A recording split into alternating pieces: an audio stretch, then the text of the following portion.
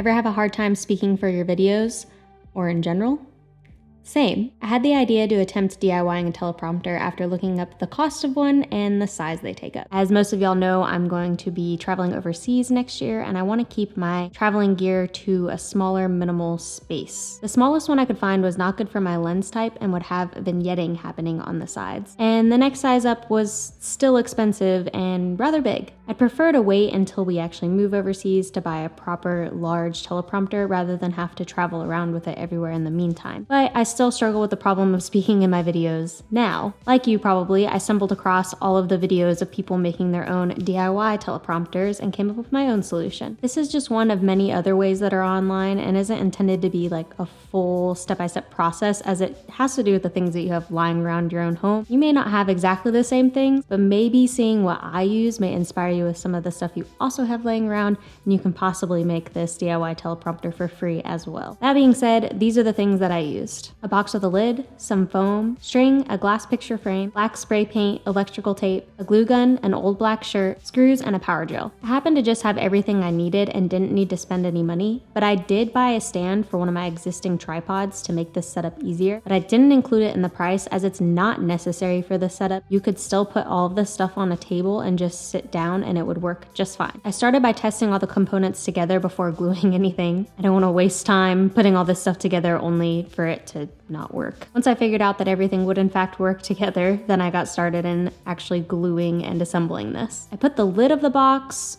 under the box as kind of a shelf, if that makes sense, for the iPad. Cut out an imperfect hole for the camera. Use electrical tape to smooth out that imperfect hole for sturdiness for later. Cut out a piece of foam for the glass to rest on and also be a little lifted so that you wouldn't be able to see it in the vignetting of the lens, and use that to kind of raise the glass a little bit as well as cushion it so it would stay in place. Hot glued that into place, laid down a folder to make things smooth again, used electrical tape at the edges there again for added sturdiness, screwed nails into the side where the two parts of the boxes meet as added weight support for the iPad, drilled holes through the top of the box where the glass was going to rest forward, where I would thread through the string and then rest the glass between the foam and the string, if that makes sense. I then spray painted the box all black. This is important as you don't want white on any of the surfaces reflecting light back into your lens. I sewed Velcro onto my black shirt and then used the opposing Velcro. I just hot glued that onto the tops of the box. And I did this intentionally with the mouth of the shirt